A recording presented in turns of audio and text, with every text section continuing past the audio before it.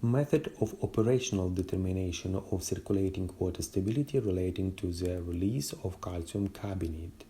National University of Water and Environmental Engineering, Ukraine. Z Kochmarskii, Z Moshynskyi.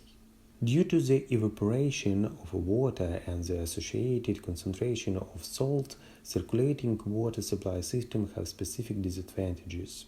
See description below. The research finding on the composition of deposits on the pipe system of turbine condensers, according to the data of 22 large thermal power plants, are presented in Figure 2. The main part of the deposits is made up of calcium carbonate with 37%. Magnesium carbonate compounds make up less than 2% of the total. Organic compounds with about 7% are second in mass composition. The solubility of magnesium carbonate is approximately 1,350 times higher than the solubility of calcium carbonate. Therefore, the concentration of magnesium increases in the circulating water supply system by a multiple of the evaporation coefficient and becomes comparable with the concentration of calcium. The discrepancies at the beginning and at the end of the measurements are explained by the error in determining the magnesium concentration, since Ca magnesium more than Ca chloride, which is impossible. Existing method to determine the circulating water stability. To determine the circulating water stability relating to the release of calcium carbonate, there are supersaturation indices for calcium carbonate or the Langelier saturation index used. Unfortunately, both indices do not quantify the degree of hydrocarbonate system deviation from the equilibrium. Nuclear power plants also use the relation presented in Formula 1. The description of the formula is given below. Therefore, at present, there is no quantitative method for determining the degree of stability of circulating water that can be used to control deposits. Part 3.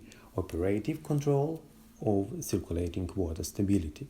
It is impossible to control the process of circulating water stability without monitoring its effectiveness. Classic method implies the use of special inserts witnesses in the tubes of heat exchangers which determine the amount of deposits. Technological control of circulating water stability at power plants is also carried out by vacuum and temperature difference in the turbine condensers. In addition, information about the vacuum is received belatedly, and this does not allow for operational measure to control deposits. Circulating water stability index. It is determined from the equation of the dynamics of the calcium ions concentration in the circulating water supply systems, which is transformed to the form C Formula 2. In Formula 3, dashes over C calcium T and C calcium carbonate T corresponds to the time derivatives of the corresponding values. Psi St is the concentration of calcium ions in the circulating water, referred to a would-be concentration in the circulating water under the absence of calcium carbonate release. The value of Psi St will be considered the stability index under slow changes in the calcium ions concentration in the circulation water. The parameter phi is calculated according to a special procedure, but it could approximately be taken equal to the evaporation coefficient. So the stability index is presented in Formula 4. The release rate of calcium carbonate is calculated by Formula 5. We emphasize that formulas 4 and 5 allow determining the degree of water stability both qualitatively and quantitatively. Part 4. Applying stability index in real circulating systems. Let us calculate the dose of sulfuric acid that must be added to the feed water in order to obtain circulating water supply system stability of maximum psi ST. Let us take into account that each gram ion on the acid binds an equivalent amount of calcium ions, and the formula for the desired value of the stability index will be as follows. See Formula 6, description below. From Formula 6, we find the required acid concentration millimole per cubic decimeters. See Formula 7. Taking into account that due to evaporation, the acid concentration in the circulating water is Phi times higher than in the makeup water, we find the calculating formula for the acid concentration in the makeup water. See Formula 8. Example of the calculation, see below. Improving the circulating water stability with bypassing. Let us consider the application of the stability index to the circulating water supply system of one of the Donbass power plants. A feature of this circulating water supply system was the use of bypass clarification of the circulating water. To increase the stability of the ongoing psi ST approximately 0.6, see figure 4. Starting from the 300th day of observation, bypass clarification of the circulating water is carried out. Figure 4 shows that the use of circulated water bypass clarification increases the stability of the circulating water to 87% while maintaining the same inhibitors concentration of 3.5 milligrams per cubic decimeter. After reaching psi ST approximately 0.82-0.88, the deposition rate decreased almost 3 times.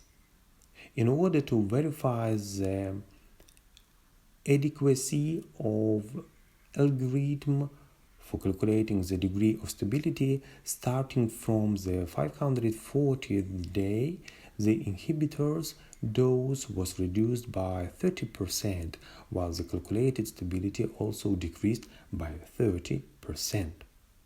This indicates that the method of calculating the stability index of circulating water adequately reflects the processes in circulating water.